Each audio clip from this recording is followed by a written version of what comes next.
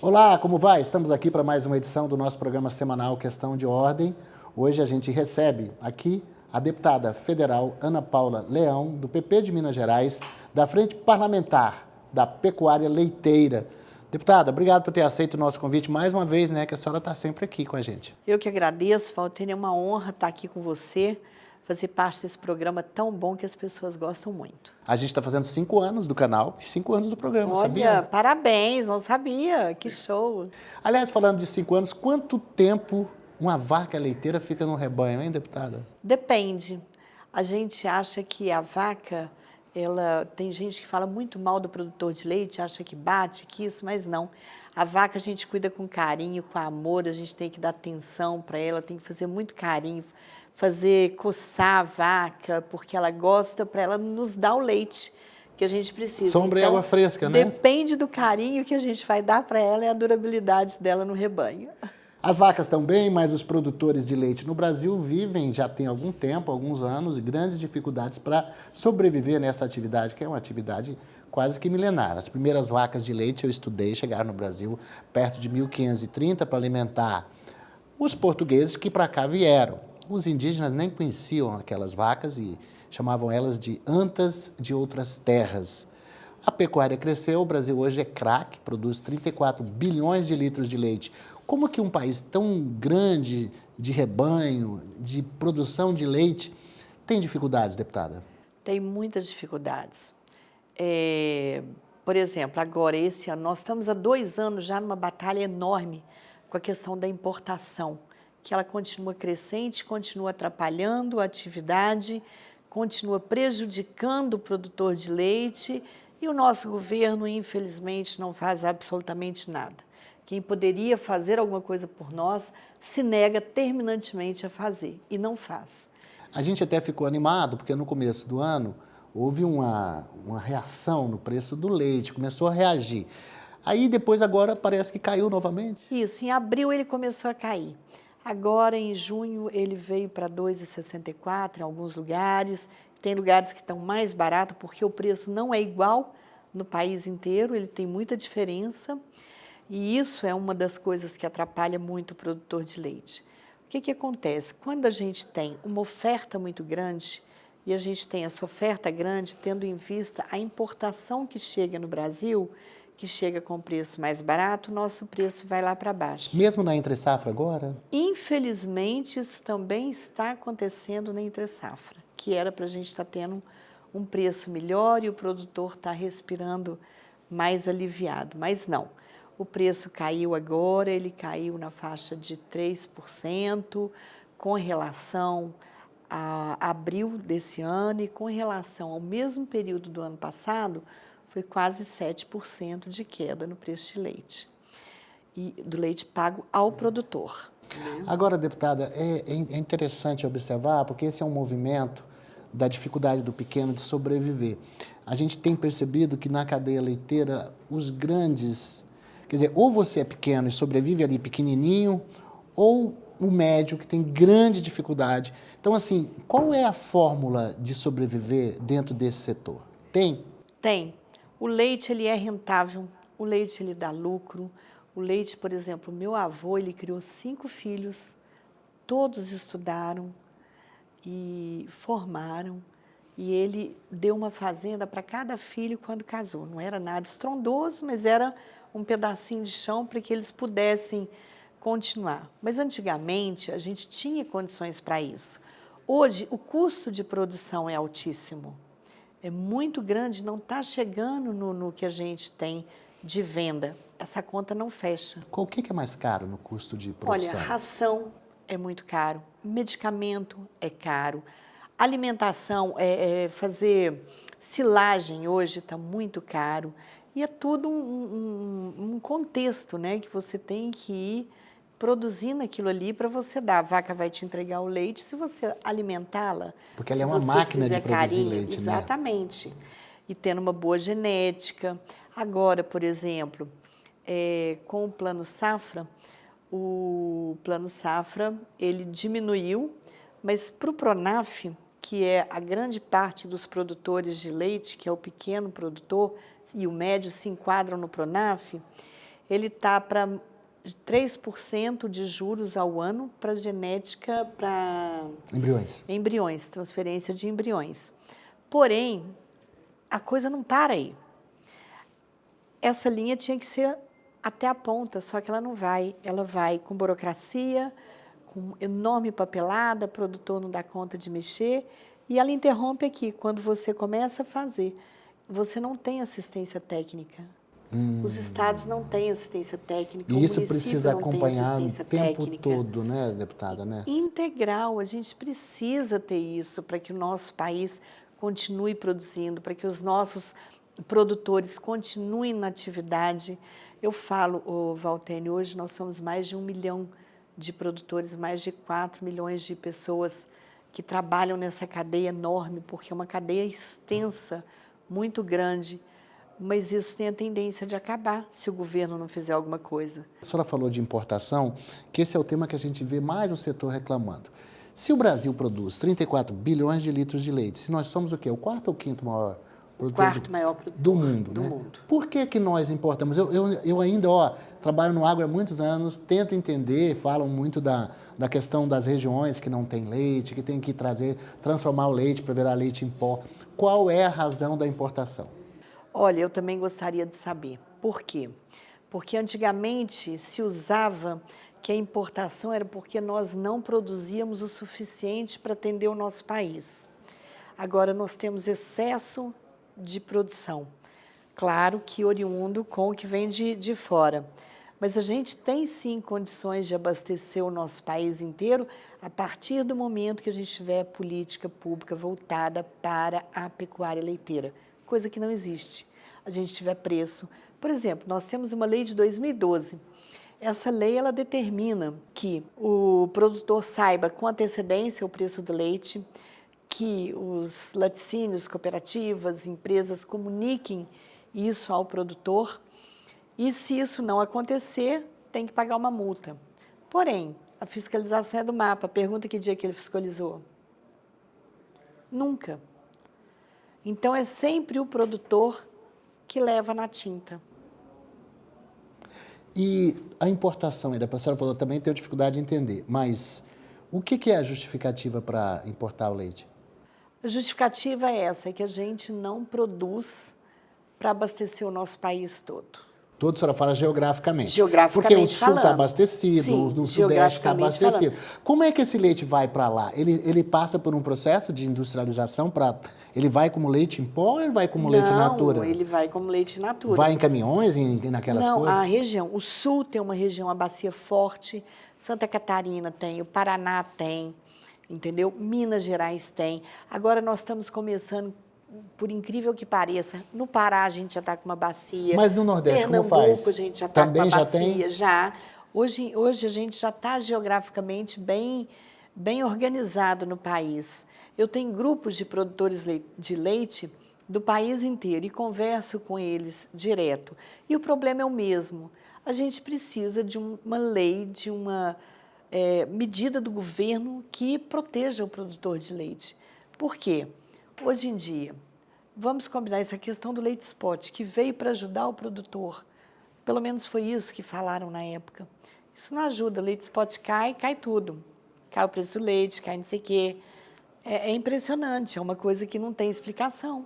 Parece que tem um ímpeto de importação nesse governo, né? Porque queriam importar arroz quando nós estamos produzindo agora a maior safra de arroz. Se não tivesse o setor gritado, iam gastar 7 bilhões de reais. A gente briga aqui para ter um seguro. Pedimos 2, não ganhamos 1, ainda está contingenciada a metade, porque queriam importar arroz. Felizmente o setor reagiu e não importou. Isso. O leite está faltando o quê? Está mais voz, mais grita? Como é que é? O leite, eu com muita sinceridade, Valtênio, eu não sei o que fazer mais. Estou te falando com muita sinceridade. Porque o governo não nos dá atenção, é quem pode nos dar. Nós entramos com processo, quer dizer, nós não, a CNA entrou com processo antidumping. É verdade. Né? O que deu isso? Está em andamento ainda, não terminou. Teve audiência esses dias, mas continua em andamento. É um processo lento e demorado. A gente precisa fazer com que esse processo ande rápido. E ele está no MDIC, teve audiência no MDIC e até o pessoal da CNA teve lá, assistiram a audiência, mas a gente precisa fazer com que o processo ande rapidamente. De onde vem o leite importado do Brasil? Uruguai e Argentina. Não tem nenhuma triangulação, não? Porque Sim. eu ouvi dizer que passava por Indonésia, sei lá, Sim, a gente acredita, um leite falsificado, um leite sim, triangulado. Que tenha triangulação. E outras coisas que a gente acredita também, Valtênio, é que no Brasil a gente cumpre regras claras e severas para que a gente tenha um leite de qualidade, um leite que você pode sentar na sua casa, tomar com tranquilidade, que você está tomando um produto extremamente saudável. O que vem de fora a gente não tem esse controle. E a senhora falou do Mercosul como uma saída, fechando o acordo com a União Europeia. Isso eliminaria, então, essa, vamos dizer assim, essa concorrência desleal entre amigos aqui? Sim, com Juntava certeza. todo mundo e vou mandar para a Europa, por exemplo. Vamos organizar. Ou para outros países, né? Exatamente. Vamos organizar a nossa cadeia produtiva. Por que que a gente não manda cana para a Argentina? Porque o governo argentino não deixa. Porque lá o açúcar é de beterraba. Eles protegem o produtor. O nosso governo não protege o produtor de leite brasileiro. Esse é o grande problema, um dos grandes problemas. Então, e a senhora está otimista com essa possibilidade do Mercosul? Porque Estou otimista. parece que está caminhando agora mais rápido, Sim, né? eu estou otimista, mas antes a gente tem que conscientizar o governo que ele tem que dar condições para que o produtor consiga se libertar de brucelose e tuberculose onde ainda exista. A senhora sabe que a pecuária de corte avançou, né? Porque agora o Brasil é livre de aftosa, sem vacinação, mas a pecuária leiteira ainda tem esses problemas? A pecuária leiteira, a aftosa não, estamos livres também. Sim, sim. Mas brucelose e tuberculose nós temos também na pecuária de corte. Sim, mas na pecuária leiteira ela é mais danosa. Ela é mais danosa em todas as coisas. áreas. É que, na verdade, quando a gente está falando de pecuária leiteira, a gente sempre está associando a uma cria, a um bezerro, que tem que todo ano, né? Uma vaca tem que, para ela ser lucrativa dentro da propriedade, ela tem que produzir o quê? Produzir todos os anos. Um bezerro. Um bezerro e uma bezerra. Ou uma bezerra. De preferência, uma bezerra. E aumentar, dar o leite, né? E para a vaca nos dar o leite, a gente dá o alimento. E é onde o pequeno produtor tem dificuldade, porque o alimento está caro. É praticamente em dólar. Eu vou chamar um pequeno intervalo, eu volto aqui conversando com a deputada federal Ana Paula Leão, da Frente Parlamentar da Pecuária Leiteira, para a gente tratar dos desafios, né? Tem tanta coisa acontecendo, o setor está sempre ameaçado por leite que nem é leite, nem vem de vaca. Daqui a pouquinho a gente volta a falar.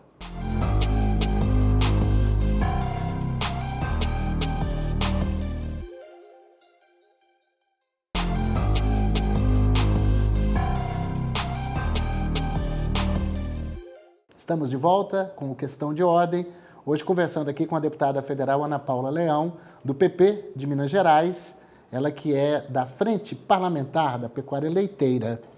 Nesse pequeno intervalo a gente estava falando de que mesmo na Guarda do Uruguai, que foi? Eu faço parte do Mercosul também, né? Ah, é?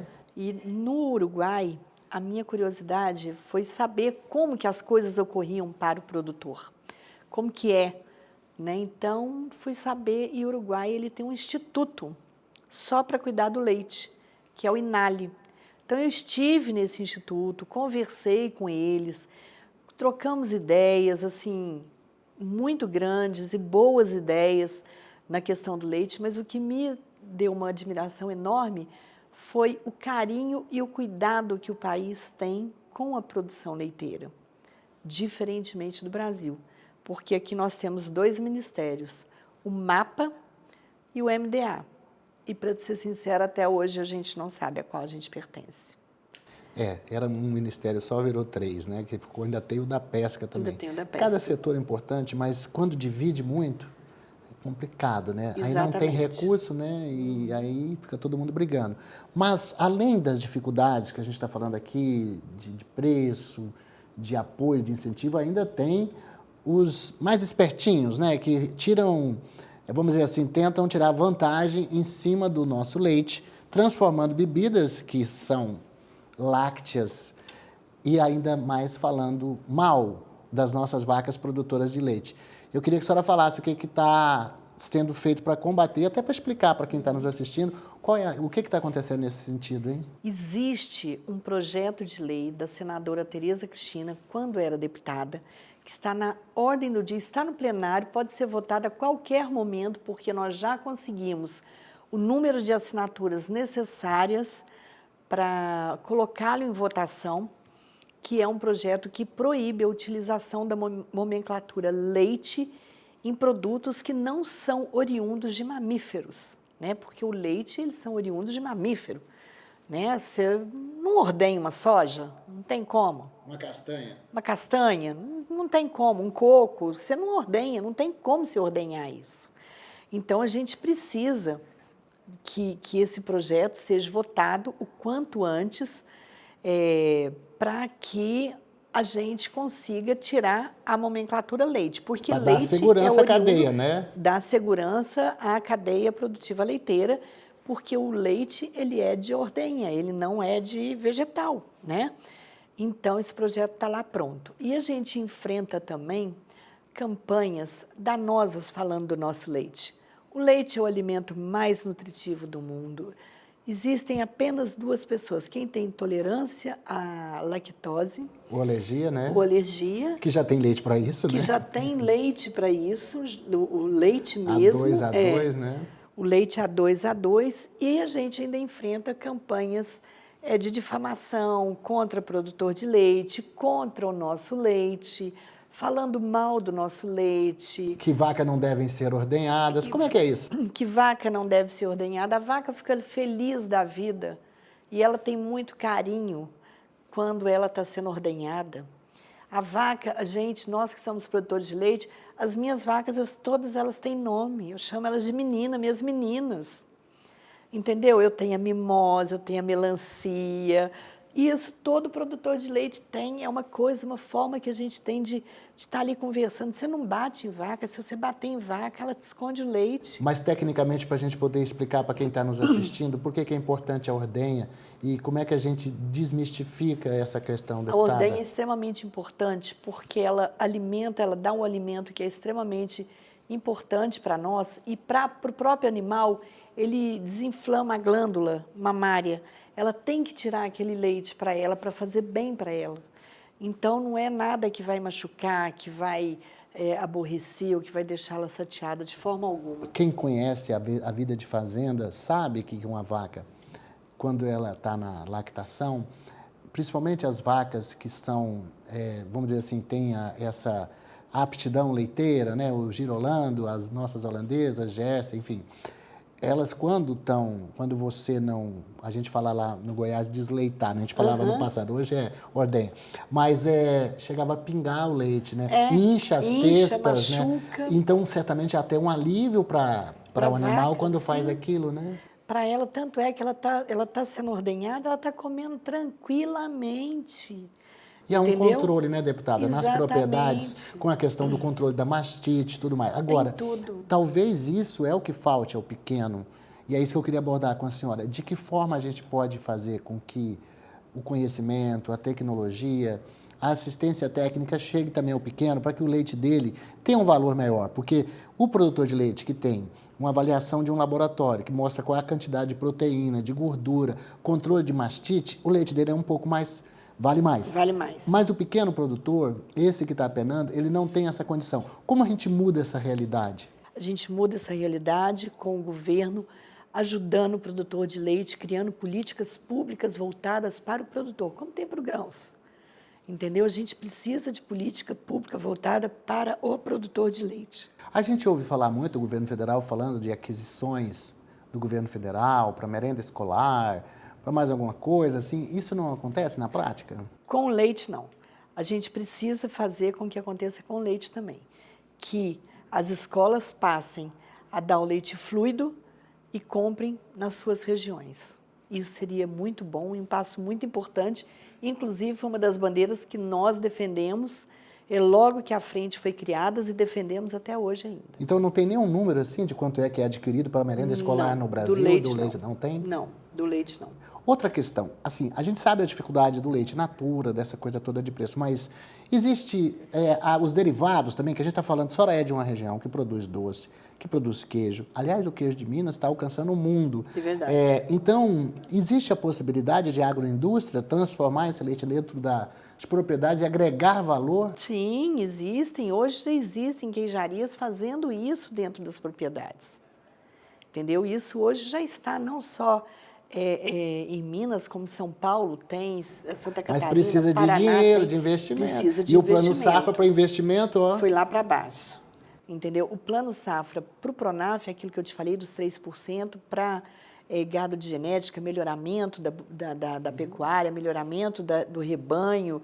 Ele vai ser extremamente importante, até mesmo para aumentar o leite do pequeno produtor, só que ele tem um rompimento, e esse rompimento a gente precisava da sequência nele.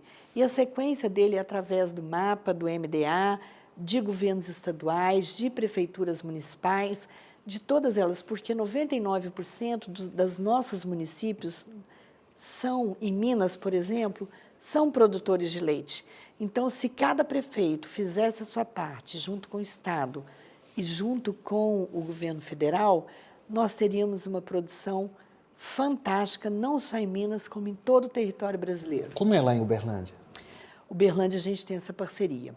Uberlândia, nós fizemos um programa, através de emenda minha, com a Secretaria Municipal, na época da administração do prefeito Adelmo Leão, e de melhoramento genético para o pequeno produtor. E ele fazia todo o curso. Ele entrava, fazia capacitação gerencial da fazenda, eram por módulos. E terminava o curso com a inseminação artificial e transferência de embrião.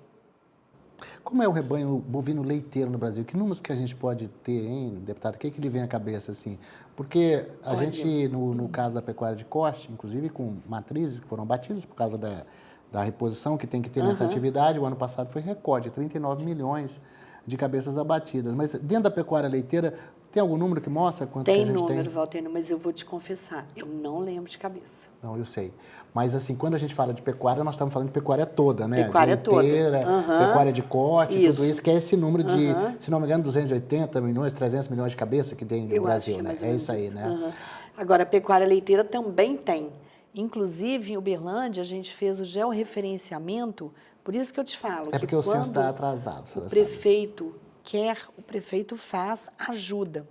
Por exemplo, em Uberlândia, nós fizemos o georreferenciamento rural, para estratificar toda a produção rural da cidade, para que a gente soubesse, para que a prefeitura soubesse como ajudar, como trabalhando com o produtor, porque uma região que é eminentemente agrícola, que é o estado de Minas, né?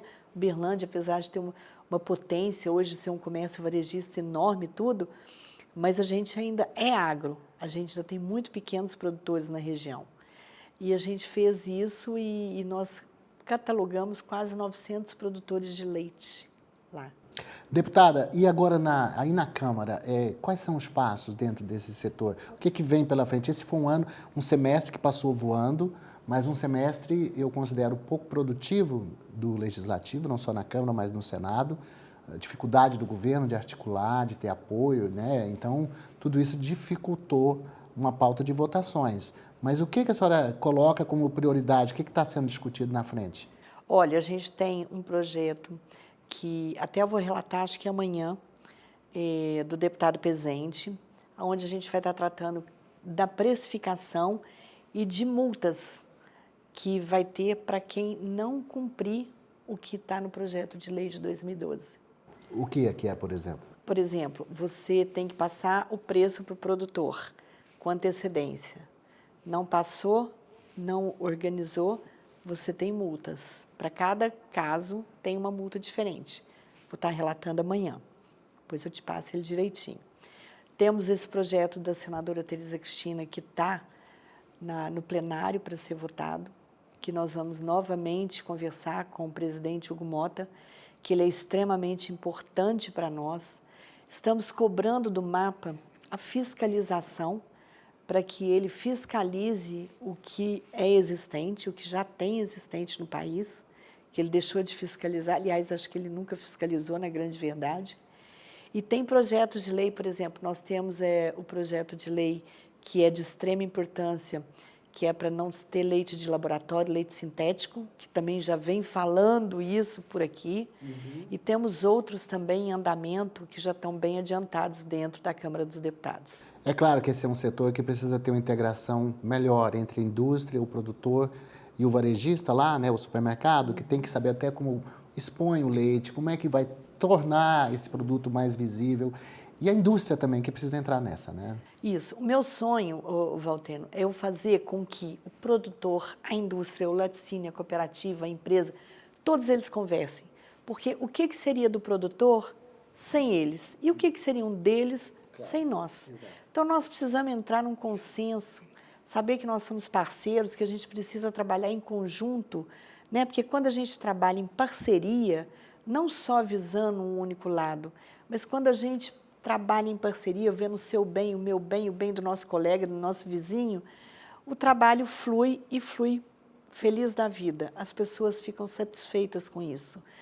E o Dr. João Martins, da CNA, me deu essa incumbência. E a ele eu devo isso. Eu estou trabalhando firmemente por conta disso. Um trato que ele fez comigo. Falou, minha filha, você tem essa função. Vou conseguir, doutor João. Estou chegando lá.